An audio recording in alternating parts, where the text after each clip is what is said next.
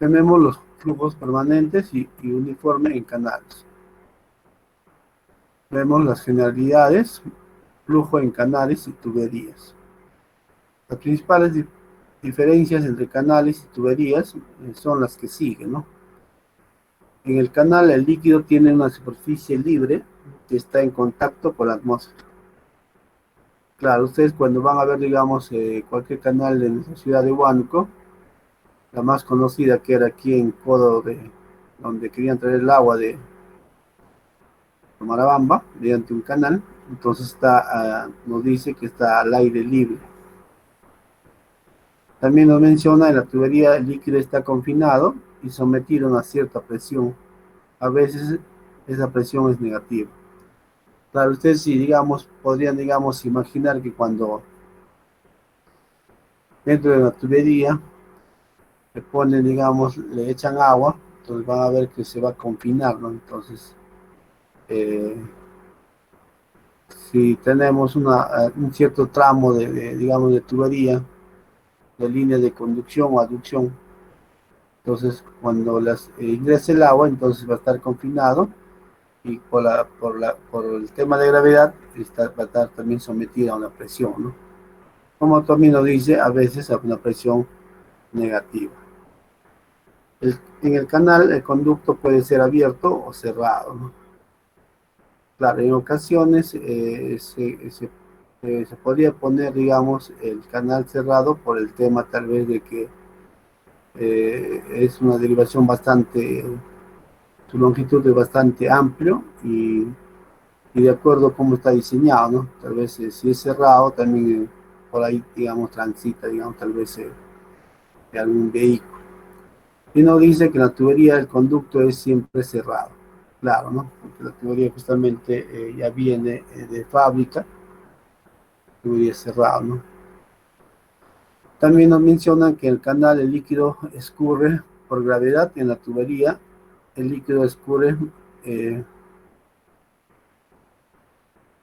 porque hay una gradiente de energía, ¿no?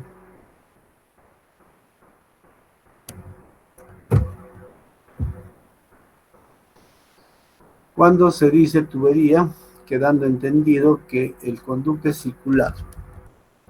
Las formas más comunes de canales, ahí podemos observar la figura, trapezoidal, rectangular, la triangular y la circular, ¿no?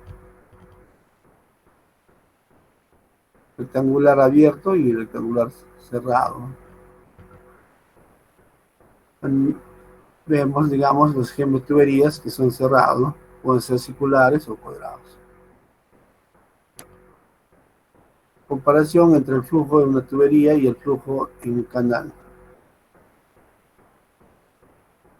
Aquí vamos a ver, digamos, el tema de pendiente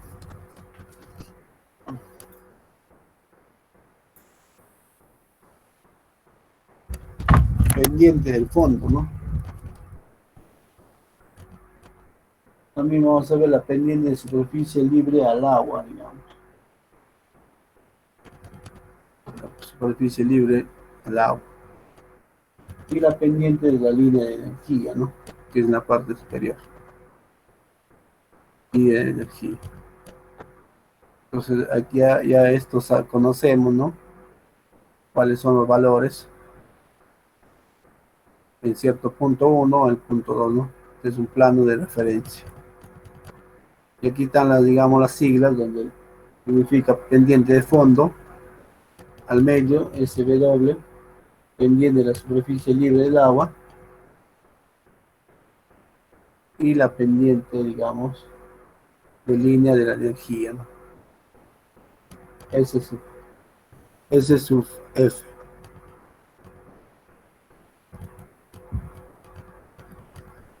Tipo de escurrimientos en canales. Tenemos flujo permanente y flujo no permanente. Cuando el flujo es de tipo permanente, en una sección de canal, pertenece constante con respecto al tiempo. Las características hidráulicas del flujo. el caudal, la velocidad media y el tirante. Ahí podemos simbolizar, digamos, cuando es constante es igual a cero, ¿no? Y cuando el flujo es de tipo no permanente, en una sección del canal no pertenecen constantes con respecto al tiempo. Las características hidráulicas del flujo, que pueden ser el caudal, velocidad tirante, velocidad media, tirante y etc. Cuando la derivada de la velocidad con respecto al tiempo es diferente a cero. Pues ahí tenemos dos formas de flujo, permanente y no permanente. Cuando ya uno se da cuenta, digamos, cuando es diferente a cero, ¿no?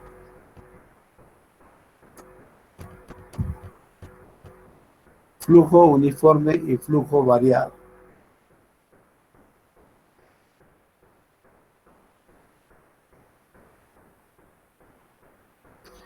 El flujo permanente puede ser uniforme o variado.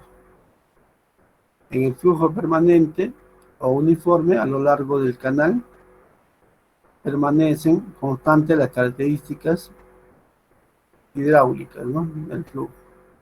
Se puede observar en la figura la derivada con respecto al espacio es igual a cero, ¿no? O sea, permanecen constantes. Y cuando el flujo, como su palabra lo indica, es variado, a lo largo del canal no permanecen constantes las características hidráulicas, ¿no?, del flujo. Cuando la derivada con respecto al espacio es diferente que cero. Entonces, tenemos un flujo uniforme y un flujo variado, como se observa en las dos figuras. En el flujo variado, la variación puede ser gradual o brusca. Claro, cuando uno, digamos, ve, digamos, un flujo, digamos, en un canal,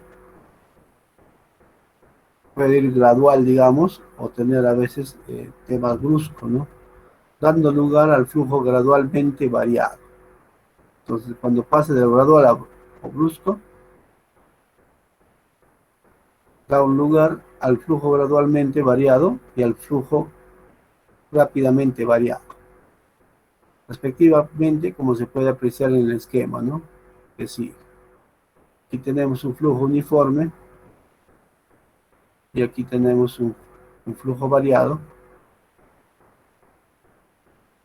En la parte de abajo, como se puede observar en la figura, tenemos un flujo gradualmente variado y un flujo rápidamente variado. Entonces, ¿cómo es la figura y su continuidad del flujo, ¿no? Y de nuevo a los extremos del flujo variado se tiene flujo gradualmente variado, ¿no? En la parte medio, como se puede observar en la figura, es el flujo rápidamente variado. En ese flujo no permanente también se presentan los gradualmente variado y rápidamente variado.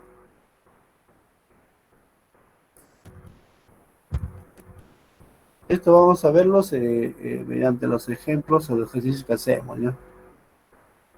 Pero tienen que tener el concepto de qué es lo que significa y cuál es la definición de cada flujo. Ahora tenemos el flujo laminar turbulento y transicional.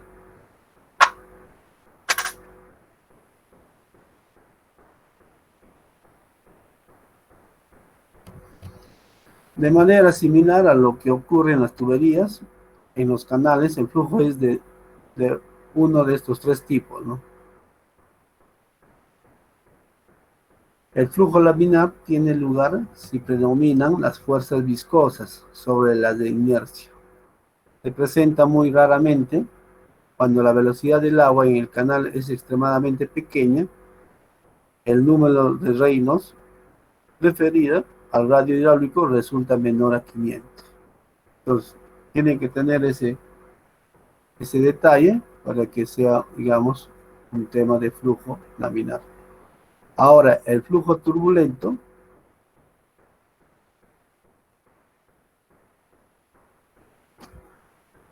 tiene lugar si predominan las fuerzas de inercia sobre las viscosas.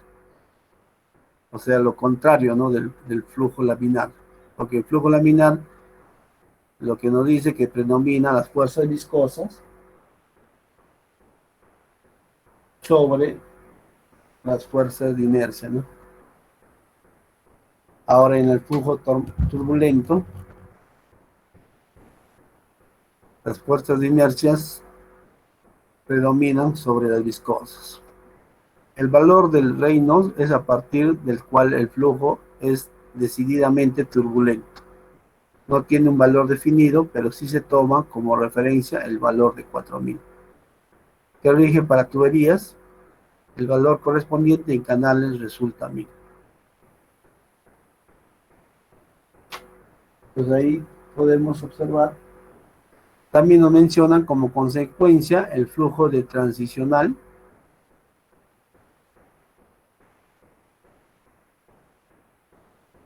sí tiene lugar con valores de Reynolds comprendidos entre 500 a 1000, ¿no?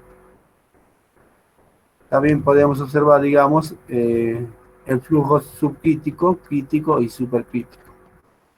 El efecto de la gravedad en los canales viene indicado por el valor que toma el número de flows,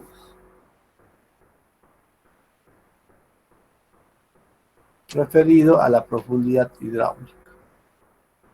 Tenemos el número de flows sobre velocidad, que es respecto a la gravedad y al diámetro, ¿no?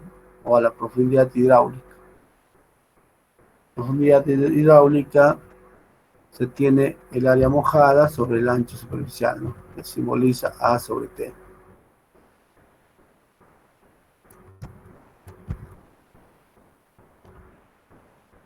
También tenemos el flujo se denomina crítico si tiene un lugar, si tiene uno, lugar con el número de flow, ¿no? Entonces el número de flow de cuando es, digamos, el 1 es cuando es un flujo crítico. Subcrítico cuando el valor del flow es menor que 1.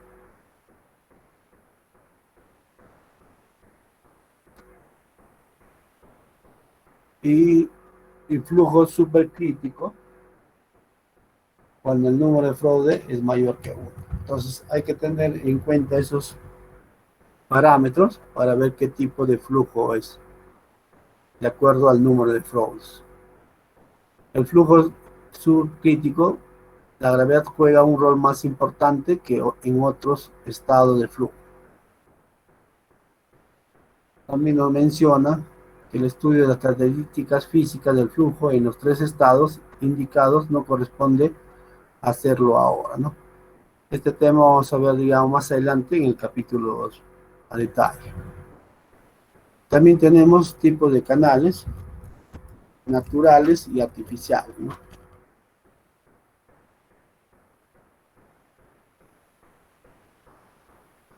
Atendiendo a su origen, los canales pueden ser naturales y artificiales.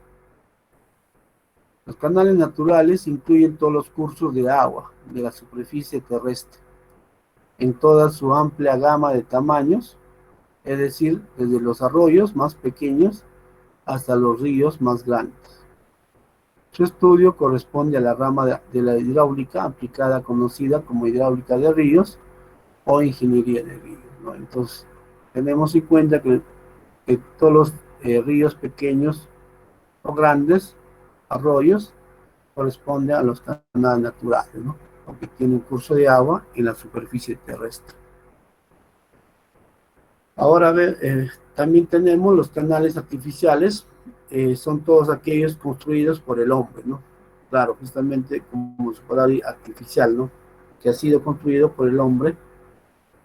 Comprende principalmente los canales de conducción en los proyectos de irrigación, ¿no? O de centrales hidroeléctricas de abastecimiento.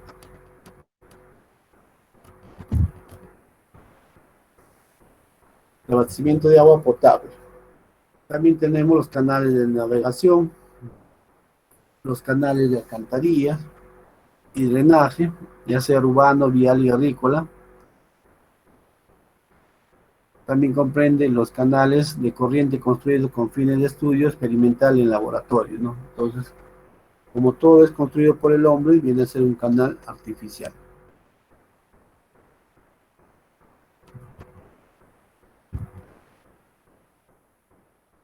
Tenemos canales abiertos y canales cerrados. Los canales cerrados, podemos ver los canales de alcantarilla, los canales de drenaje urbano y algunos de drenaje agrícola. También tenemos los tramos de los canales de conducción del túnel, algunos tramos de los canales de conducción con fines de protección, ¿no? Todos los demás canales son descubiertos. Tenemos también el concepto de canal prismático y no prismático. Se llama canal prismático aquel construido con sección transversal constante, ¿no? O sea, uniforme, ¿no? Y pendiente de fondo también constante. Entonces, de no ser así, el canal es no prismático, ¿no? O sea, cuando es irregular, digamos. A menos que se especifique, de lo contrario, los canales estudiados en este contexto son canales prismáticos. Entonces, sí va a ver, digamos, unos canales de sección trapezoidal, triangular o rectangular, ¿no? Como es constante, pues viene a ser un canal prismático. Y los demás, digamos, son canales no prismáticos, irregulares.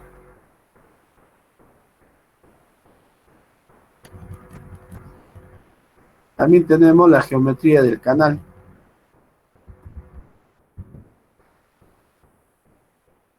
Se llama sección del canal a la sección tomada, normalmente a la dirección del flujo, y sección vertical del canal a la sección que pasa por el fondo de la sección del canal.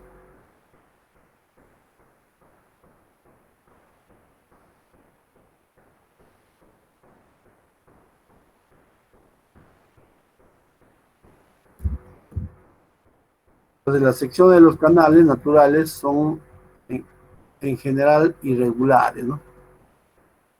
También las secciones de los canales artificiales son de forma geométrica regular, siendo las formas geométricas más utilizadas las siguientes, ¿no? Un canal trapezoidal, estos canales de conducción excavados por razones de estabilidad de las paredes, ¿no?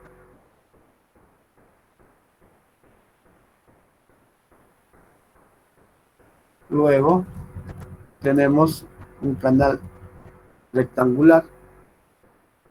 En los canales de concreto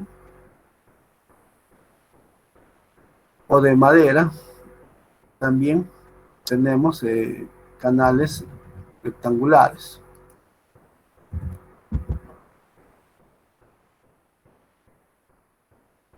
También en los canales pequeños excavados en roca o revestidos de concreto o de albañilería de piedra, ¿no?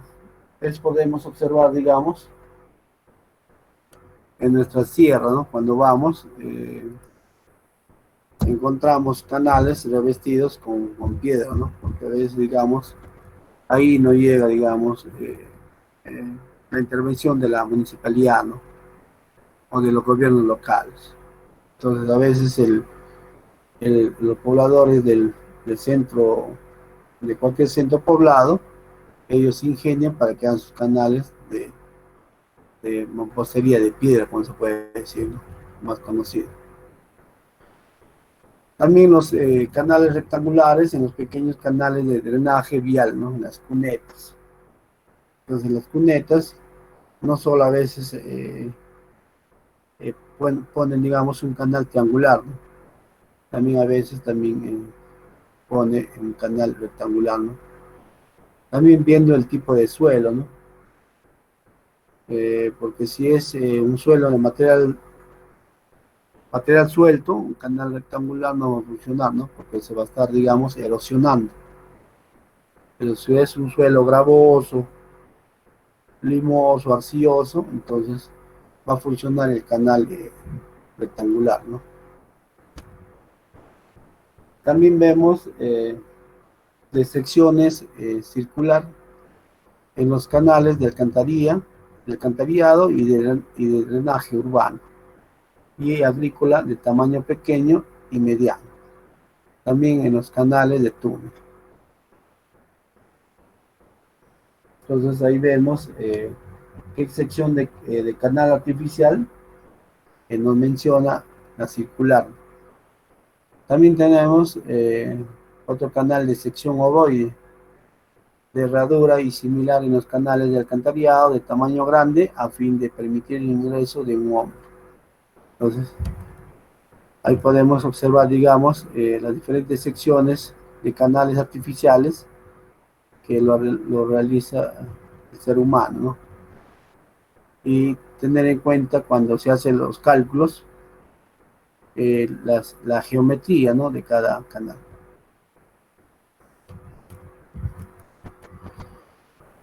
Ahí justamente lo que les estaba comentando, la geometría de la sección del canal queda definida por varios elementos.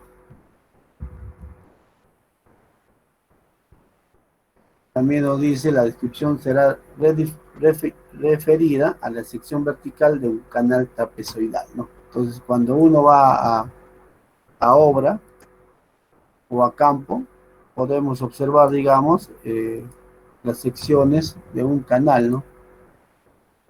Y esta parte donde vemos son como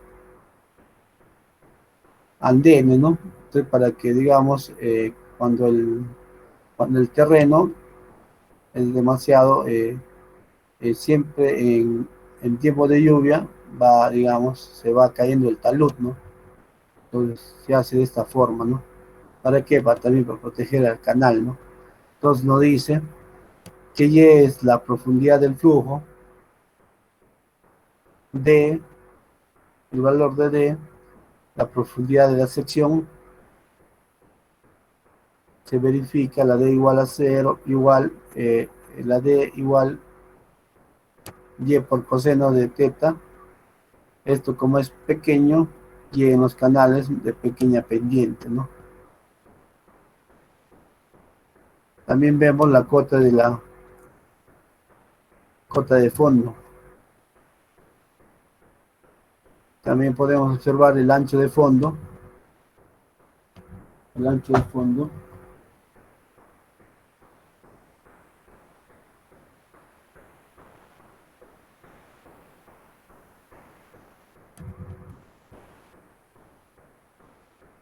También podemos observar el talud de la pared, que está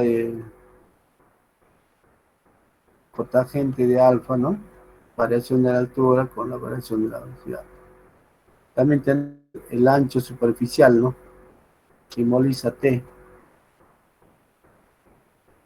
Ancho superficial.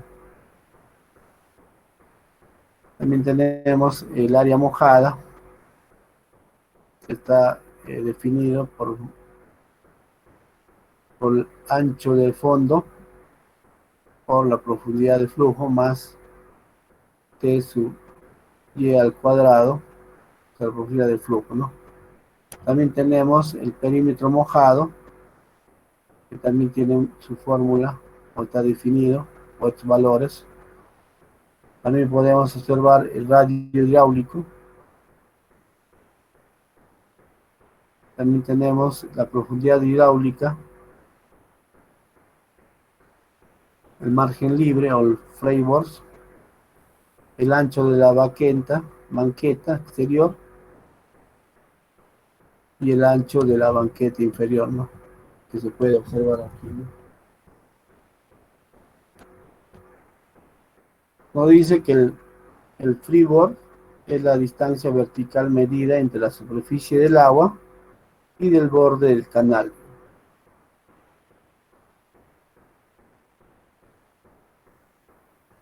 Aquí podemos observar la figura, ¿no? Es de la superficie del agua entre el borde del canal, ¿no? Las banquetas se construyen para facilitar la labor de operación y mantenimiento de los canales, ¿no? Estas son las banquetas, se puede observar acá en la parte superior. para el tema de cuando hay bastante erosión o deslizamiento de terreno en ciertos puntos y se realiza banqueta, ¿no? Y el tema también para la protección del canal, ¿no? Para que no lo inunda o lo obstruye, digamos.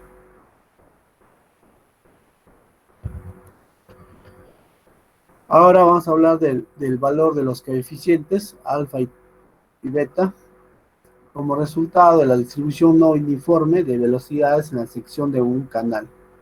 Los valores de alfa, conocido como coeficiente de Coriolis, y beta, coeficiente de Bose-Einstein, son mayores que la unidad, o sea, mayores que 1, ¿no?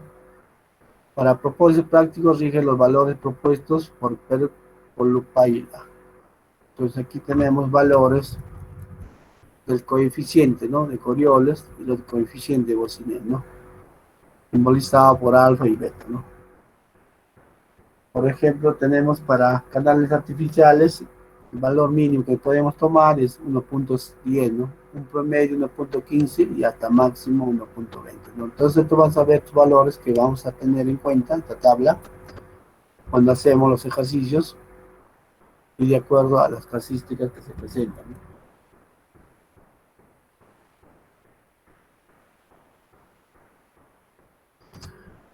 También podemos ver, digamos, los canales naturales que tienen los valores de los coeficientes de Coriolis, por ejemplo, promedio de 1.30 y máximo 1.50, ¿no? Pero si es para el coeficiente de Boissines, es 1.10 promedio, ¿no? Si hacemos, si estamos analizando, eh, cuando es el coeficiente de Coriolis, en promedio, es mucho mayor, ¿no? Aquí tenemos 1.30 y el otro valor de beta del coeficiente de Boissines es 1.10, ¿no? Un poco menos, ¿no? Y hasta máximo se puede tomar 1.17, ¿no? En cambio, con respecto al coeficiente de Coriolis, máximo tenemos 1.50, ¿no? Entonces, siempre tenemos que analizar qué valores están dándonos y dónde puede ser mayor, ¿no? Ahora, en los ríos crecidos, también nos pueden dar, digamos, crecidos, como sus palabras más se lo indica, cuando es bastante caudal, cuando va creciente. Mira, el coeficiente de Coriolis da un valor máximo de 2. Nos damos cuenta que en valores para canales artificiales el máximo 1.50, ¿no? 1.20, pero canales naturales 1.50. Entonces nos damos cuenta que cuando hacemos la construcción de un canal, que es netamente que interviene el hombre, su valor del coeficiente de Coriolis es menos, ¿no? Con respecto a los canales naturales, ¿no? Entonces, menos punto 30, acá menos 0.50 con respecto a los ríos, ¿no? Entonces, cuando es más natural, digamos, tiene un valor mayor, ¿no? Entonces, ese análisis ustedes tienen que revisar, ¿no? ¿Por qué tomo un valor máximo o mínimo o un promedio, ¿no?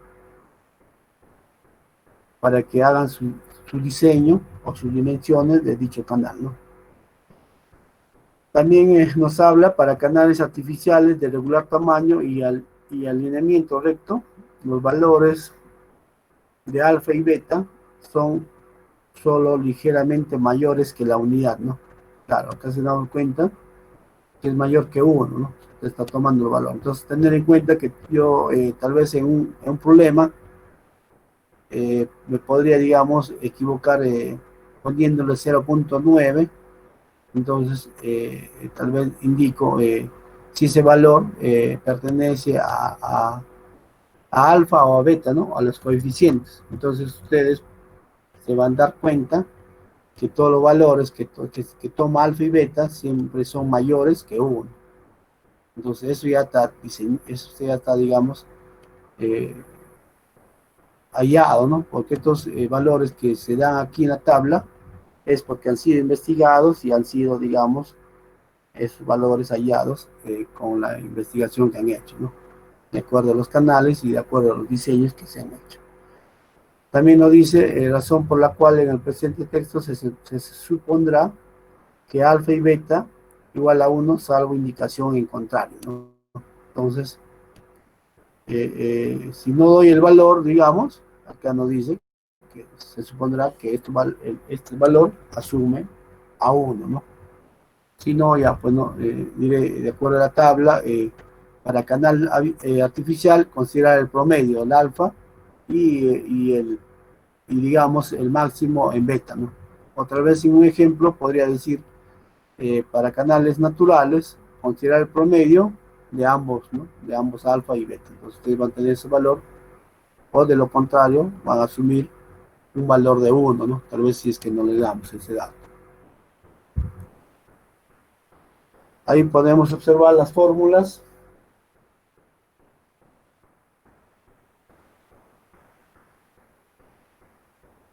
Las fórmulas de Colebrook, ¿no? De Witt. La pérdida de energía de fricción en flujo permanente y uniforme en tuberías y canales se determina de la fórmula de Darcy-Weisbach, que escrita en términos del radio hidráulico. Entonces ahí podemos observar, digamos, que la altura, ¿no? Ya tenemos esa fórmula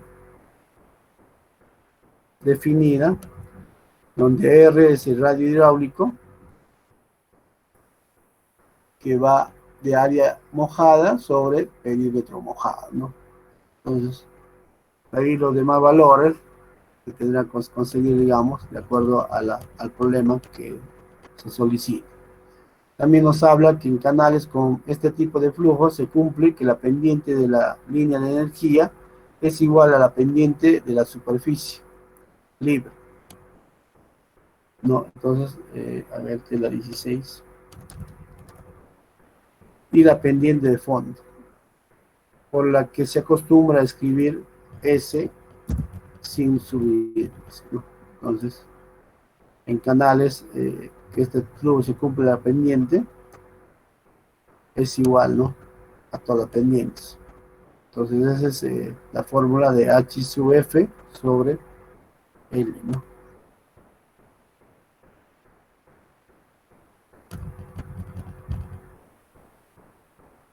Igual, para flujo laminar se cumple la relación de F es igual a 64 Reynolds, ¿no? Entonces, Reynolds también tenemos una fórmula de que es igual a B por R sobre lambda de B, ¿no? Entonces también vemos que para flujos turbulentos se cumple la forma de Colebrook-Whitley, que escrita en términos de radio hidráulico es igual a esta fórmula, ¿no? E1 sobre raíz de F igual a menos 2 logaritmos multiplicado por estos constantes, ¿no? Que tenemos aquí. Entonces, eliminando estas dos fórmulas, la 1.1 con la 1.2, nos sale esta fórmula, ¿no? Para hallar el valor de. Entonces, a ver, vamos a ver ahorita, antes de pasar esto, voy a compartir de la sección trapezoidal. A ver, lo había abierto archivo.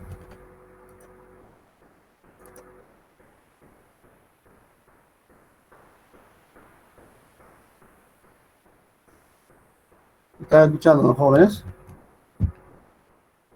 Sí, ingeniero. Ya, ok. Estos temas de canales se va a ver más cuando vemos los problemas, pero sí tienen que tener bien claro la definición, ¿ya? De cómo es el comportamiento del agua, qué valores hay que tomar. Acá lo voy a enseñar, digamos, el tema de una sección de un canal, cómo se tiene que hacer, digamos, las relaciones de la sección transversal más frecuente, ¿ya? Entonces, a compartir pantalla.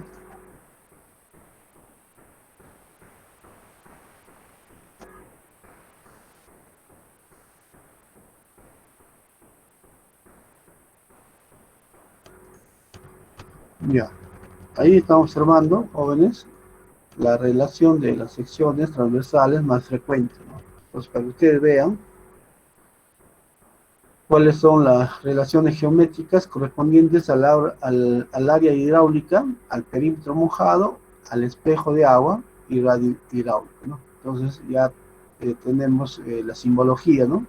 De área hidráulica a perímetro mojado con la letra P, espejo de agua con la letra T y radio hidráulico con la letra R, ¿no? De las secciones transversales más frecuentes, ¿no?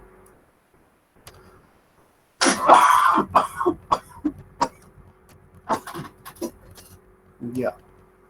Entonces ahí tenemos la sección transversal, trapezoidal, digo. Entonces, ¿cuáles son las dimensiones, ¿no? De cada sección? Ya.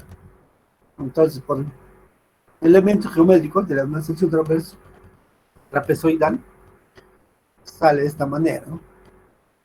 Por ejemplo, aquí el espejo de agua es igual a B más 2Z por Y, ¿no? Justamente, ¿no? Esto más dos veces la parte de arriba, ¿no? Suma el espejo de agua.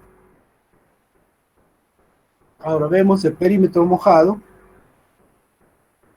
Justamente el perímetro mojado es toda esta sección, ¿no? Perímetro mojado. Entonces, es B más este perímetro que está sumergido, ¿no? Entonces, por eso ahí decimos perímetro mojado. Dos veces esto. Y tenemos el área hidráulica, ya el área hidráulica todo. Entonces, es la multiplicación, ¿no? Y luego tenemos el R, el radio hidráulico, área hidráulica por perímetro mojado. Y en esta sección trapezoidal. Ahora vemos en la sección rectangular. Entonces, tener en cuenta, jóvenes, cuál es el tirante, cuál es el área hidráulica, tirante o cuál es el radio hidráulico, el espejo de agua. Entonces, en una sección rectangular, ¿no? Entonces, por elementos geométricos de una sección rectangular, por ejemplo, la T, que es el espejo de agua, es igual a B, ¿no? ¿Ve? Entonces, tener en cuenta cuando ustedes están haciendo su problema, ¿ya? Ahora, el perímetro mojado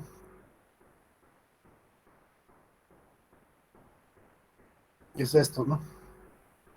Entonces, B más 2Y, ¿no? Y el área, ya pues, B por Y. Esta altura es Y, ¿no? Hasta el punteado, digamos. Y el tema de radio hidráulico es A sobre P. Entonces, esa es una sección rectangular. Ahora, una sección triangular, también tener en cuenta, por elementos geométricos de una sección triangular, cómo es lo que sale, ¿no? Con respecto a T, el espejo de agua. De aquí hasta aquí, ¿no? ¿Cuánto es ZY más ZY, ¿no? Dos veces ZY, ¿no? Ahora vemos el perímetro mojado, es esto, ¿no? Que esto vale, digamos, y raíz de 1 más z cuadrado, ¿no? Entonces sale, digamos, por el tema de Pitágoras, ¿no? Ya, entonces, igual también el área hidráulica y el radio hidráulico. Obviamente se habla acá, digamos, hidráulico por el tema de que estamos trabajando en agua, ¿no, jóvenes? Aquí es esta sección circular, ¿no? Un poquito lo más complicada. Simplemente nomás tener en cuenta ustedes, por el tema de Pitágoras, cómo sale, ¿no? Cuando tiene un problema, digamos, de una tubería, por ejemplo. Esto vale T, digamos, esto vale D mayúscula, esto vale y y los ángulos que forman, ¿no? Interior como exterior, ¿no? Entonces, si sacamos este pequeño que está churado, aquí tenemos el lado derecho, cuáles son las medidas.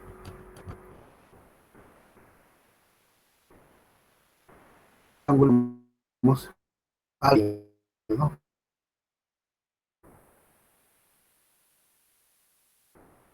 El espejo de agua, que esto, como sacar la parte de la mitad, entonces es el doble, ¿no?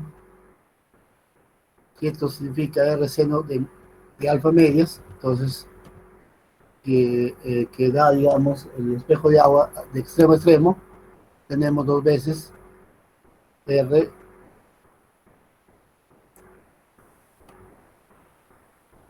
También nos dice que también D mayúscula por seno de alfa medio, ¿no? Pero teta más alfa con respecto a los 360 grados en radianes es 2 teta, ¿no? 2, no 2 pi, ¿no? Reemplazando este valor, digamos, tenemos esto, ¿no? El espejo de agua. Pues ya ustedes saben esto por geometría, ¿no, jóvenes? Simplemente nomás tener en cuenta que cuando hacen el problema, ya agarren su fórmula para que hagan los cálculos respectivos. El cálculo de A es igual el área del círculo, menos el área circular, menos el arco circular, más dos áreas de triángulo, ¿no? O sea, menos esto, más dos esto, ¿no? Entonces tenemos el área del círculo por fórmula, pi por d al cuadrado sobre 4. Entonces tenemos el área del arco circular, reemplazamos y nos arroja este valor, ¿no? Luego tenemos el área del triángulo, el base por altura, ¿no? De esto, de las dimensiones. Entonces, haciendo el cálculo y por la ley de triángulos, o de seno, coseno, no, de la ley trigonométrico, entonces nos arroja d al cuadrado sobre 8 por seno de alfa, ¿no? Siendo que teniendo se sabe que teta más alfa es 2 pi, reemplazando ese valor nos arroja esto, ¿no?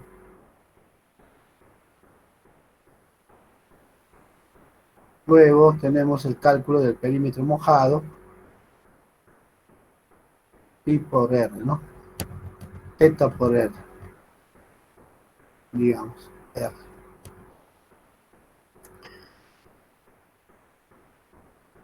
Es igual a un medio de teta por diámetro.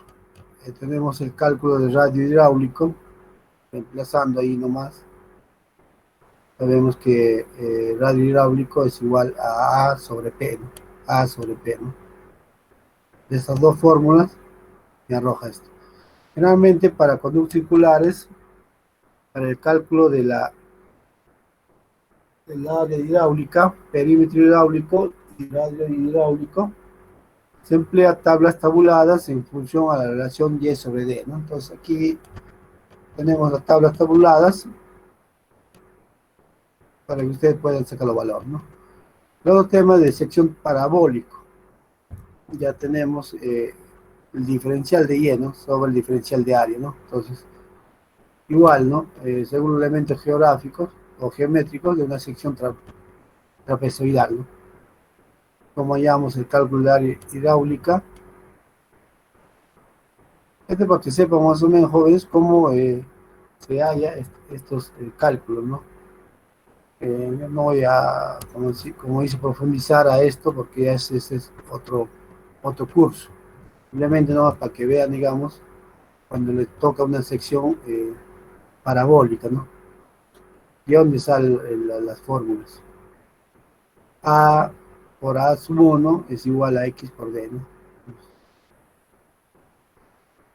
Tenemos, por la ecuación general del aparato se conoce esto, ¿no? Cuadrado por 2K y ¿no? Y ponemos diferencial a ambos lados y entonces este valor nos arroja.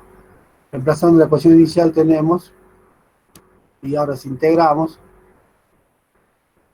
de 0 a o de 0 a x, ¿no? Entonces tenemos el valor arrojándonos la sección total de la parábola en 2a sub 1. Por consiguiente se tiene el cálculo del área hidráulica, ¿no? Igual también el cálculo perimétrico o perímetro, como es lo que sale, ¿no? Diferencial de y, diferencial de y, diferencial de longitud, ¿no? De una pequeñísima, ¿no? Y usted sabe que por fórmula 2x por x, entonces esto, ¿no? Ecuación de la parábola. Para esto no voy a entrar a detalle, también igual, ¿no? Usted ya, para que conozca cómo sale, ¿no? El cálculo de perímetro. Por Pitágoras tenemos esta sección, y aquí no conoce el teorema de Pitágoras, elevando al cuadrado, sacando raíz cuadrada. Luego tenemos acá diferencial con respecto a longitud, integramos, nos salta el valor, ¿no? Si 2K, realizando las combinaciones, se tiene la derivada de y con respecto a x, es igual a 2x sobre x al cuadrado, ¿no? Entonces, haciendo de esto, entonces tiene el diferencial de casos de, reemplazando los valores en L, se tiene la longitud, ¿no? En la cual la figura se observa que el perímetro es 2L, ¿no?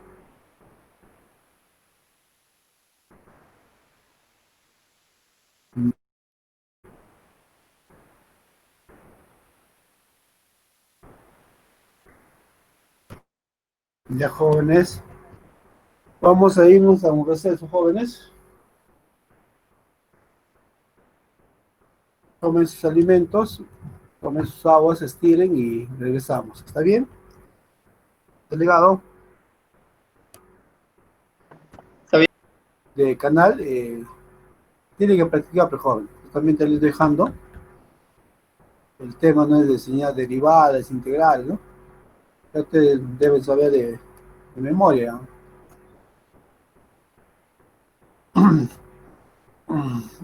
Especialmente practicar en la sección circular, ¿no? Circular o si no, en la sección parabólica, ¿no? Cómo está saliendo, digamos, de dónde salen los valores, las dimensiones, la longitud, ¿no? El radio hidráulico, el área hidráulica. Ya, luego de que hemos visto la sección parabólica, cómo sale eh, ya aquí hemos quedado. Luego nos dice que esta última ecuación lo resolvemos cambiando, ¿no? Ese es el tema de integrales, ¿no? Hacemos un artificio y entonces reemplazamos, ¿no? En esa ecuación. Ahí tienen luego si el artificio de U es menor que 1, ¿no? Sustituyendo a esta fórmula, ya deben saber de derecho a izquierda, digamos, el tema de sustitución, ¿no? En integrales. Pero si no se recuerdan, aquí practique jóvenes, solamente esto ya he puesto en el aula, es digamos cuando el tema de 4 sobre 10 sobre la t es menor que 1, entonces cuando es mayor que 1,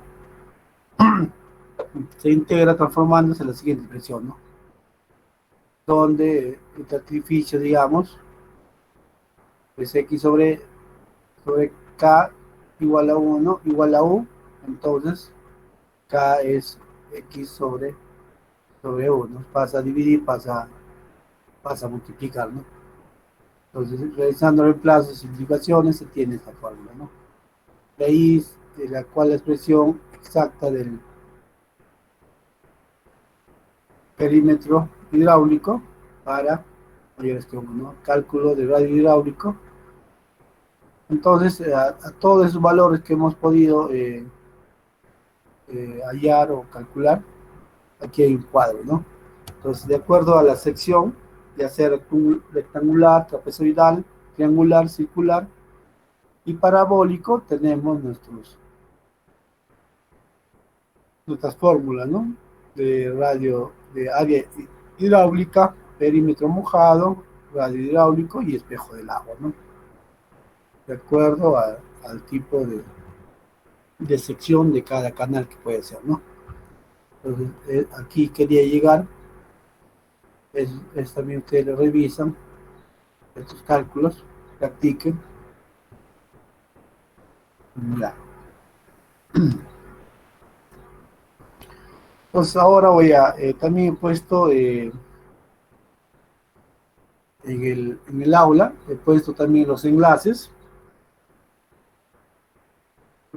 para que vean, digamos, cómo se explica, digamos, el tema, lo que le estoy un poco ya más simplificado, ¿no? En el aula estoy viendo 38. ¿Alguien no le llama a la lista o todos están presentes? Acá que tengo 30, 33, 34. Ya.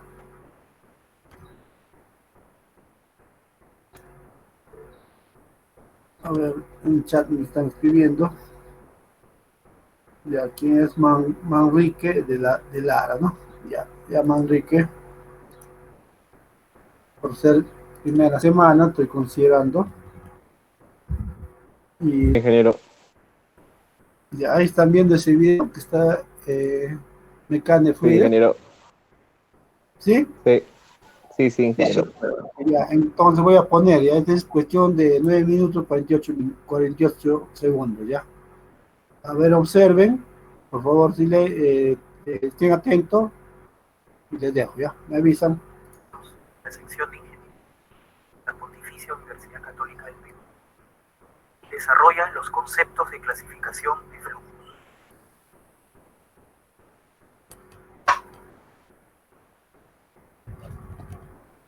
Fue desarrollado bajo la dirección del profesor Ronald Gutiérrez, con la colaboración de los profesores José Cabrera, Richard Peovas y el ingeniero Fran Escusa.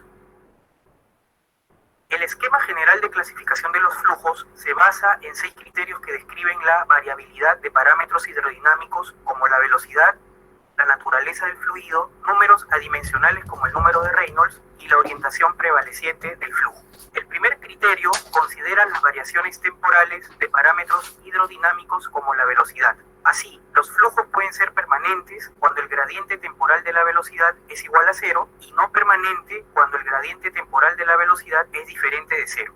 El segundo criterio analiza las variaciones espaciales de los parámetros hidrodinámicos como la velocidad. Así se desprende que un flujo puede ser uniforme cuando el gradiente espacial de la velocidad es igual a 0 y no uniforme cuando el gradiente espacial de la velocidad es diferente de 0.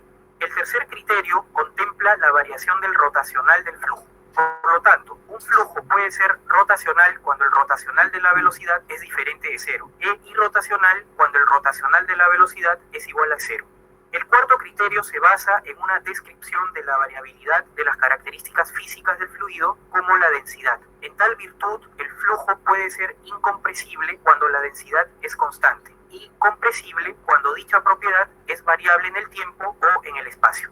El quinto criterio cuantifica el movimiento de las partículas a partir de un número adimensional como el número de Reynolds. Así, el flujo puede ser laminar cuando el número de Reynolds es menor a 2000 y turbulento cuando el número de Reynolds es mayor a 3000. Asimismo, entre 2000 y 3000, usualmente el flujo es considerado en un régimen transicional. El sexto criterio identifica la dimensión prevaleciente del flujo. Es así que el flujo puede ser unidimensional cuando existe una sola dimensión prevaleciente, bidimensional cuando existen 2 dimensiones prevalecientes o tridimensional cuando existen 3 dimensiones prevalecientes. Para explicar mejor estos criterios, Tomemos como referencia el canal de laboratorio de hidráulica de la Pontificia Universidad Católica del Perú, en el cual típicamente el flujo va de derecha a izquierda y para efectos de una apropiada localización consideraremos un eje de coordenadas X, Y y Z, a partir del cual hemos construido un modelo virtual que replica las características geométricas del canal real. Y analizamos una vista frontal de un tramo del canal. En primer lugar, evaluemos la variabilidad temporal del flujo. En un primer periodo, el flujo es permanente porque el caudal es constante. Luego, el flujo se torna no permanente cuando el caudal varía en el tiempo siguiendo una función periódica. Así, al inicio, el tirante permanece constante y luego el tirante varía como respuesta a un caudal variable. Ahora evaluemos la variabilidad espacial del flujo. Para tal efecto, instalamos un vertedero en el canal. Inicialmente, cuando el caudal es constante, Y1 y Y2 son diferentes, pero permanecen constantes en el tiempo, por lo cual el flujo puede ser caracterizado como un flujo no uniforme, pero permanente. A cierta distancia, aguas abajo del resalto hidráulico, el flujo se estabiliza y el tirante permanece constante en el tiempo y en el espacio, por lo cual el flujo en dicho tramo puede ser caracterizado como un flujo uniforme y permanente. Subsecuentemente, cuando el caudal varía siguiendo una función sinusoidal, Y1 y Y2 varían en el tiempo y en el espacio. En tal virtud, el flujo puede ser caracterizado como un flujo no uniforme y no permanente. Sin embargo, aguas abajo, para este caso en particular, Y3 permanece constante en el espacio, mas no en el tiempo, por lo que puede ser caracterizado como un flujo uniforme, pero no permanente. Un análisis más detallado en las inmediaciones del vertedero revela que tanto para una condición de flujo uniforme y no uniforme, se desarrollan 7 zonas de flujos asociadas con la rapidez a la que el flujo varía. Así, existen zonas de flujo gradualmente variado, denotada como GB en el video, y rápidamente variado, denotadas RB en el video. Veamos ahora otro ejemplo interesante de variabilidad espacial y temporal del flujo. Asumamos que cae lluvia sobre el canal con una intensidad variable en el tiempo. Entonces, a lo largo del canal, el caudal aumenta y varía en el tiempo. Por lo tanto, el tirante será también una función de X y T. Otro criterio para clasificar a los flujos se basa en la existencia de un vector rotacional. Un flujo irrotacional presentará un marcado movimiento traslacional. Este es el caso de las olas, donde el movimiento es marcadamente traslacional con la formación de pequeños rizos originados por la ola en sí misma. En el caso de los flujos rotacionales, se aprecia un movimiento marcado alrededor de un eje. Un claro ejemplo de este último es el movimiento descrito por los huracanes. Enfoquémonos ahora en la clasificación a partir de la naturaleza del fluido. Como se sabe, los flujos compresibles están típicamente asociados a los gases, mientras que los flujos incompresibles están típicamente asociados a los líquidos. Pero puede, bajo ciertas condiciones, un flujo compresible comportarse o idealizarse como un flujo incompresible y viceversa. La respuesta es sí. Para explicarlo mejor, analicemos un tramo ideal del banco de tuberías de nuestro laboratorio y un ducto de aire acondicionado. En la red de tuberías de nuestro laboratorio, típicamente discurre agua a temperatura ambiente. Asumamos un tramo ideal en el cual existe una reducción abrupta a la cual le sigue un codo de 90 grados. Si el sistema es sometido a altas presiones, localmente se desarrollarán velocidades altas que dan lugar a presiones negativas, es decir, presiones menores a la presión de vapor que subsecuentemente generan burbujas de aire. Este fenómeno es conocido como cavitación. En un ducto de aire acondicionado fluye aire que es, como se sabe, un fluido compresible. Típicamente se idealiza al aire como un flujo incompresible cuando se diseñan sistemas de aire acondicionado. Y esto se debe a que se asume que el aire fluye a una temperatura constante y además está embebido en un medio que también es aire a diferente temperatura. Un criterio adicional para clasificar los flujos se basa en el número de Reynolds, el cual mide la relación entre las fuerzas inerciales y las fuerzas viscosas. En los flujos laminares, que son aquellos que presentan un número de Reynolds menor a 2000, las partículas se movilizan en trayectorias casi paralelas. Pero a medida que aumenta el número de Reynolds, el movimiento de las partículas pierde uniformidad y empieza a ingresar a un régimen crítico, en donde exhiben pequeñas ondulaciones. Para valores del número de Reynolds superiores a 3000, se da un flujo turbulento en el cual existe un mayor grado de desorden en su movimiento. Finalmente, los flujos pueden ser clasificados en función a la orientación prevaleciente. Si bien todos los flujos son siempre tridimensionales, en ciertos casos el comportamiento del flujo puede ser descrito en una o dos dimensiones. Por ejemplo, cuando realizamos un análisis simplificado de inundaciones del río Rímac, se considera que el flujo sigue predominantemente la orientación del cauce. Esto es válido incluso para un modelo con caudal no permanente.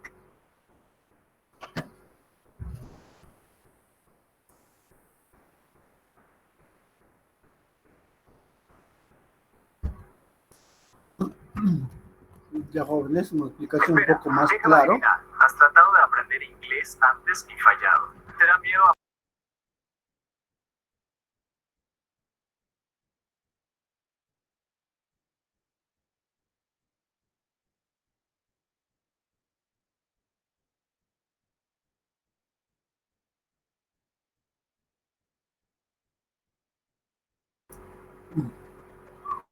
A ver, voy a compartir otro video más para que entiendan. Un poco más explicativo también. A ver.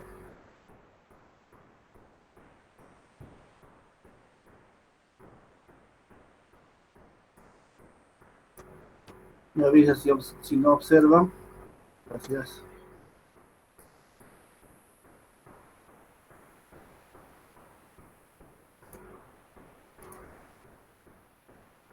¿Están viendo ahí, jóvenes? Sí, ingeniero. Ya, muchas gracias, señorita. A ver, voy a ponerlo. Flujo transitorio o no permanente. Un flujo transitorio presenta cambios en sus características a lo largo del tiempo, para el cual se analiza el comportamiento del canal. Las características del flujo son en función del tiempo. En este caso se tiene que la velocidad, el caudal y la profundidad están en función de X y de T, siendo X la abscisa de una sección genérica y T el tiempo de transcurso. Las situaciones de transitoriedad se pueden dar tanto en flujo subcrítico como en el supercrítico. ¿Cuándo debe usarse el flujo no permanente? Esta pregunta es de una gran importancia práctica, pues el flujo no permanente es más complicado que el flujo permanente y requiere de una mayor cantidad de datos. Sin embargo, la respuesta no es muy simple, requiriendo de una explicación adicional. Por ejemplo, en el programa GEC-RAS, cuando programamos bajo flujo no permanente, el modelo calcula relaciona las relaciones caudal-tirante con histéresis, de acuerdo a la variabilidad del flujo. Los flujos más dinámicos, más repentinos, tienen más histéresis. Por lo tanto, la especificación de una curva caudal tirante única, cinemática, en el borde aguas abajo, contradice la solución en este borde. El modelo no puede ser a la vez cinemático en el borde aguas abajo y dinámico fuera de este borde. Uso del flujo no permanente en el diseño de canales.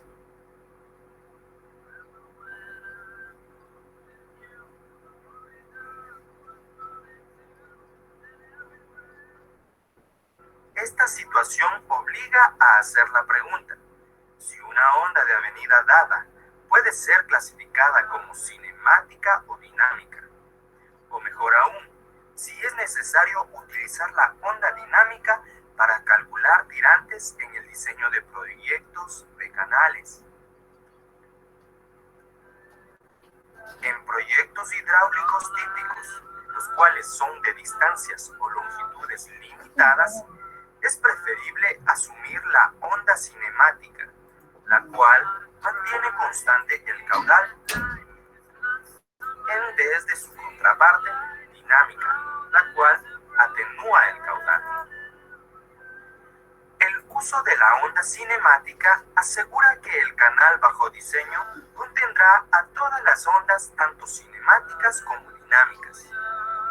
Visto bajo esta óptica, el uso del flujo no permanente, la onda dinámica, para el cálculo de tirantes y elevaciones en canales abiertos no parece ser necesario. En la mayor parte de los problemas de canales abiertos, es necesario estudiar el comportamiento del flujo solo bajo condiciones permanentes.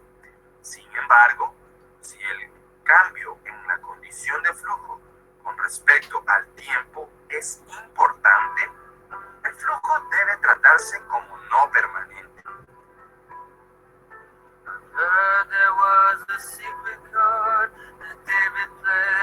Flujo variado. El flujo es variado si la profundidad del flujo cambia a lo largo del canal. El flujo variado puede ser permanente o no permanente. Debido a que el flujo uniforme no permanente es poco frecuente, el término flujo no permanente se utilizará de aquí para adelante para designar exclusivamente el flujo variado no permanente. El flujo variado puede clasificarse además como rápidamente variado o gradualmente variado.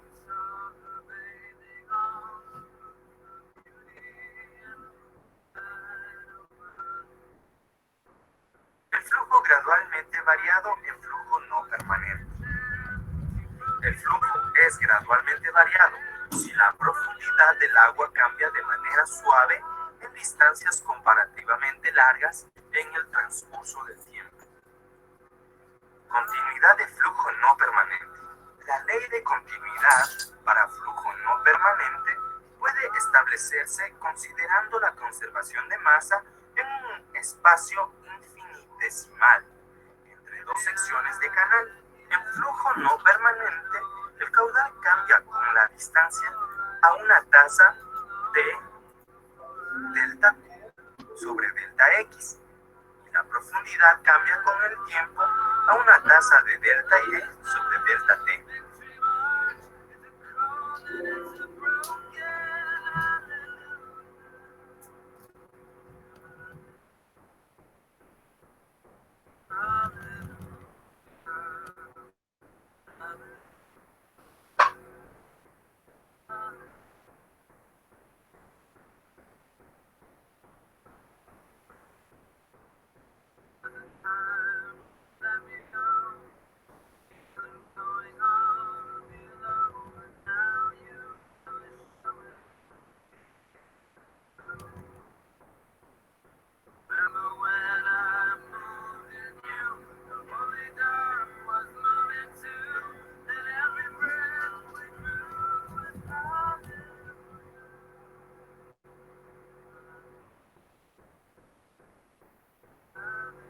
Entonces ahí están viendo, digamos, estamos observando, digamos, cómo es un canal cuando es una parabólica, ¿no? Y qué sección se debe tomar. Flujo rápidamente variado en flujo no permanente. El flujo es rápidamente variado si la profundidad del agua cambia de manera abrupta en distancias comparativamente cortas en el transcurso del tiempo. Un flujo rápidamente variado también se conoce como fenómeno local. Algunos ejemplos son el resalto hidráulico y la caída hidráulica. Flujo uniforme progresivo. Si el frente de una onda creciente monoclinal presenta un cambio abrupto en la curvatura o en cambio súbito en la profundidad, el flujo en el frente es rápidamente variado. Este efecto puede producirse por un incremento súbito de la abertura de compuerta en la entrada del canal.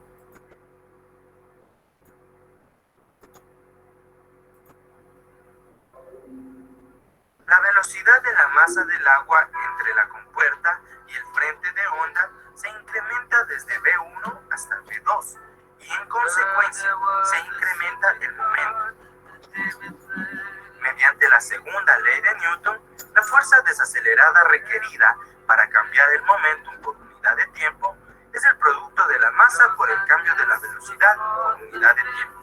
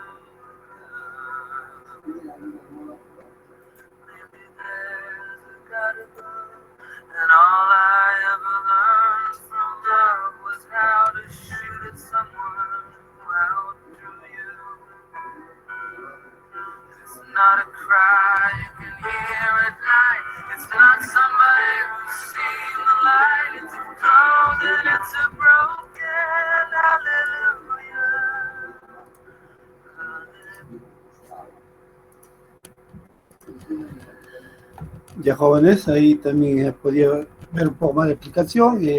justamente todos estos enlaces estoy dejando en el aula, para que ustedes también puedan repetir y practicar. El último video voy a poner para que vean, digamos, cómo la explicación en laboratorio que se hace con el tema de flujos.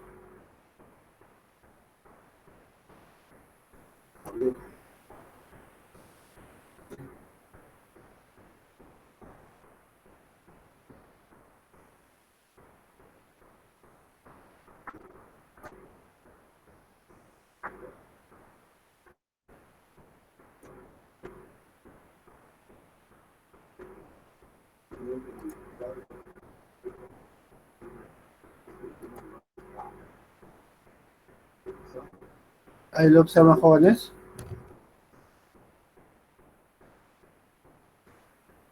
Ingeniero. Ok, gracias. Flujo gradualmente variado permanente, curvas de remanso. El objetivo principal del presente trabajo práctico es la visualización y descripción del flujo gradualmente variado en el canal de laboratorio.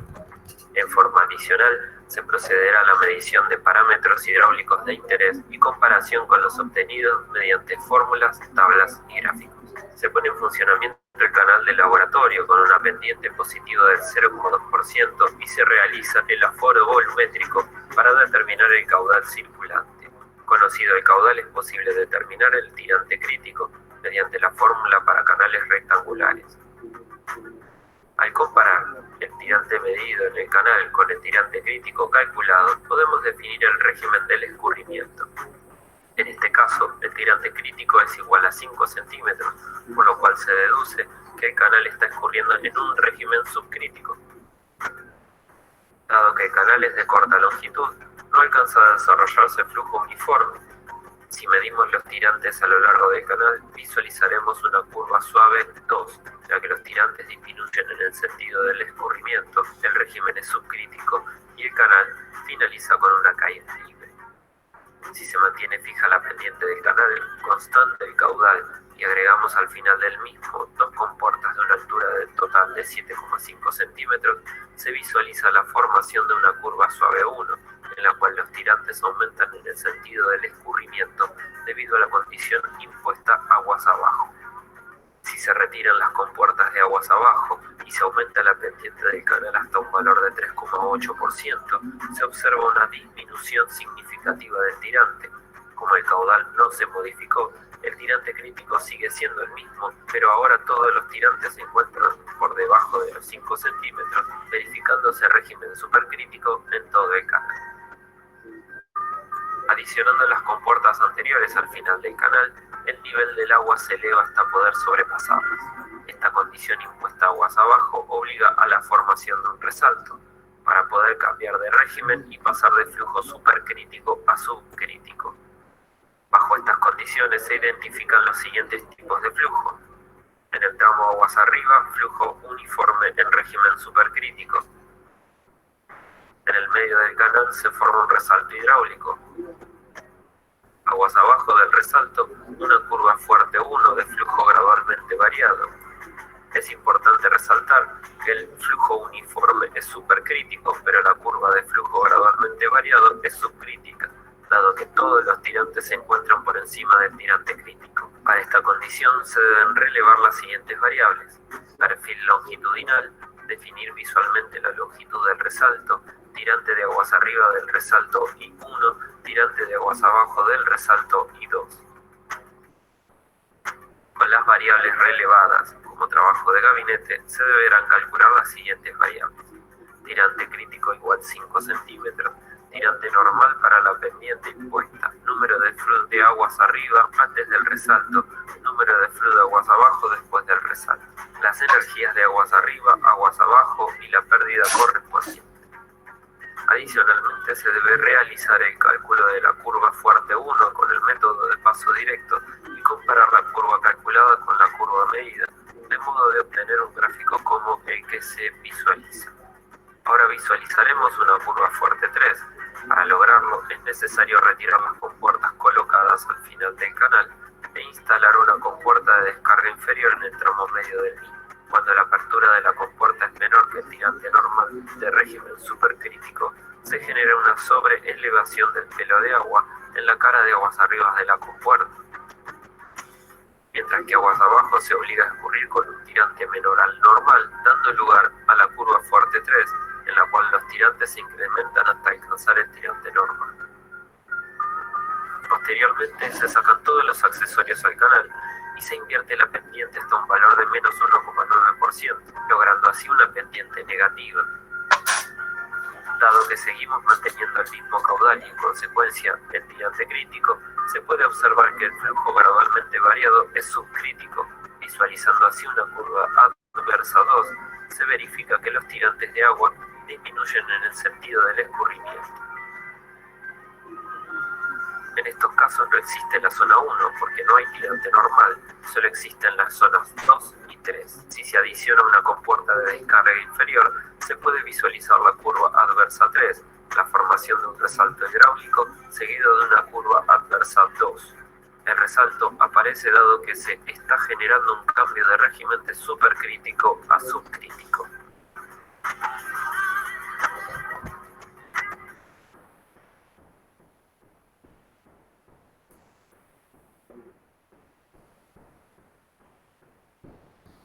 Ya jóvenes, hemos visto 3 videos un poco más explicativos y también para que vean también cuando alguien quiere hacer una investigación o un trabajo hidráulico, ¿no? Cómo se realiza en otros lugares. Voy a terminar el PPT a seguir explicándoles sobre el tema de flujos. Compartir pantalla.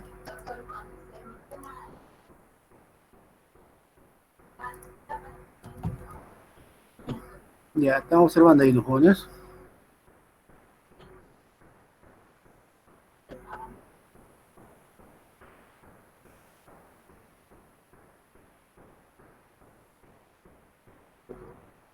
Jóvenes, ¿están observando? Sí, ingeniero. Sí, ingeniero. Ingeniero. Ok, jóvenes. No se asusten, jóvenes, porque este tema de hidráulica es bastante analítico, ¿no? Para ver con el comportamiento del agua, ¿no? En todas las secciones. Una repasada más de lo que tal vez le estoy dejando el material y el PPT y también las fórmulas y los videos para que repasen, ¿ya? Ya cuando veamos problemas, ahí también vas a estar analizándole. Es bastante bonito e interesante, jóvenes.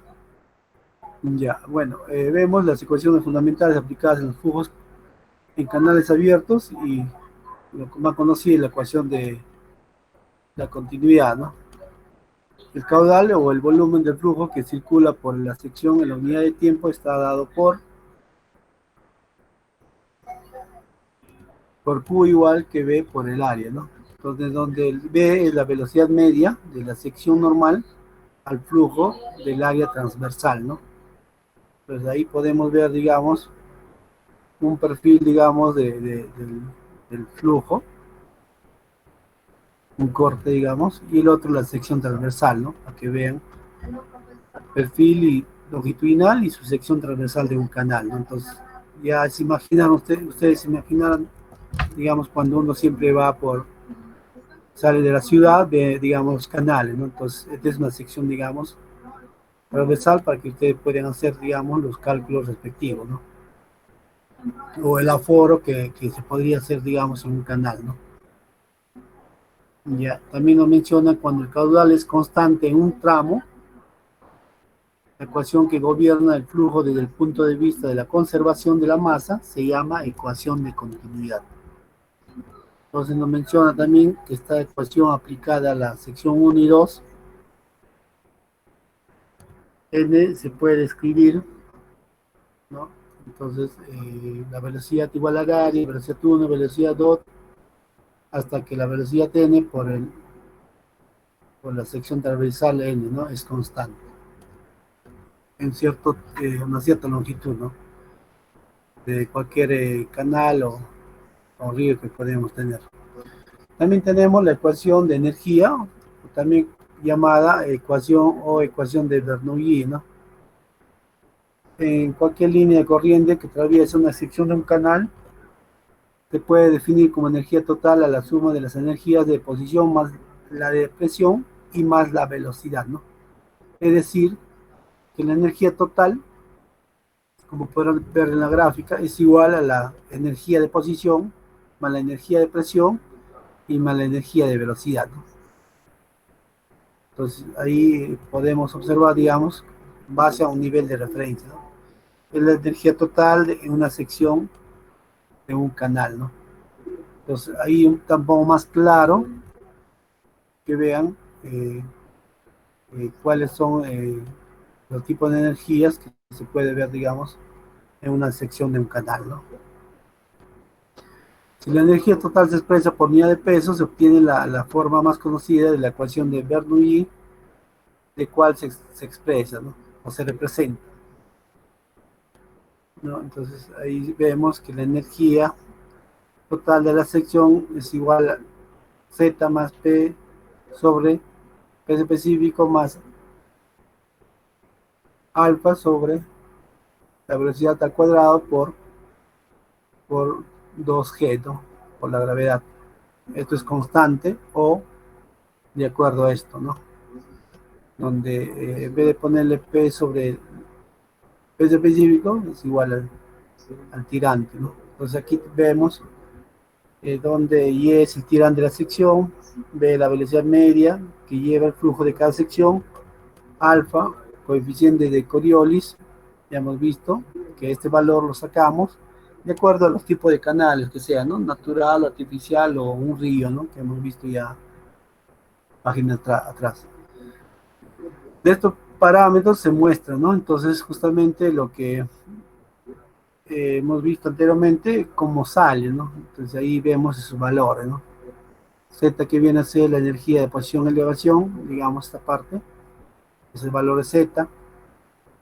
Luego, la energía de presión está simbolizado por el tirante de la sección y el otro, la energía de velocidad, ¿no? Esa altura justamente es coeficiente de Coriolis por la velocidad al cuadrado sobre 2G, ¿no? Entonces, estos son los elementos de la energía por unidad de peso, como un nivel de referencia, ¿no? Entonces ahí podemos observar, digamos, como energía de unidad de peso se expresa unidad de longitud, entonces tenemos esta fórmula, ¿no? Que se expresa, que es la altura total de energía, es igual a la altura de posición, esto, y es la altura de presión, ¿no? Más la altura de la velocidad, ¿no? Que está simbolizado de esta forma.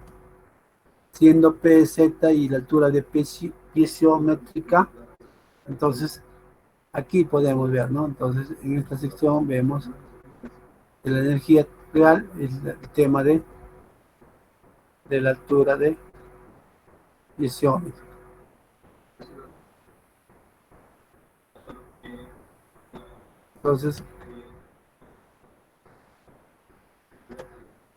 Entonces el caso de fluido ideal de la energía E igual en 1 es igual a energía 2, ¿no? Entonces se igualan, digamos, las energías. Para el caso de un fluido real, hay una pérdida de energía entre 1 y 2, y en realidad no es una energía pérdida, sino transformada en calor debido a la fricción, ¿no? Entonces, cuando es ideal, entonces las dos energías son iguales, pero cuando el flujo es real, hay una diferencia de energía, ¿no? Entonces aquí podemos observar, digamos, la línea de altura total piezométricas y horizonte de energía, ¿no? En este caso, la ecuación de la energía en el tramo 1 y 2 se representa de esta manera, ¿no? Entonces, de acuerdo a esta figura, tenemos las energías de las secciones se igualan, ¿no? O bien que la energía 1 es igual que la energía 2 más la altura, ¿no? Diferencia de altura, que es la disposición de energía entre secciones 1 y 2, ¿no?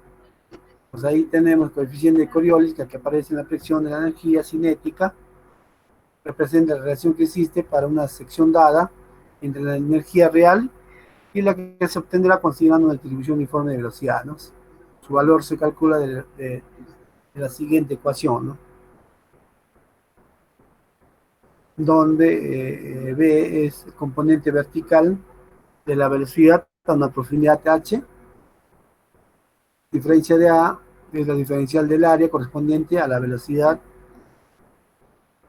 y B es la velocidad media y A es el área total, ¿no? Entonces, de ahí de los ensayos experimentados muestra que el alfa varía entre 1.3 a 1.36, ¿no? De lo que hemos visto para los canales climáticos, ya sea canales con sección transversal y pendiente de solera constante.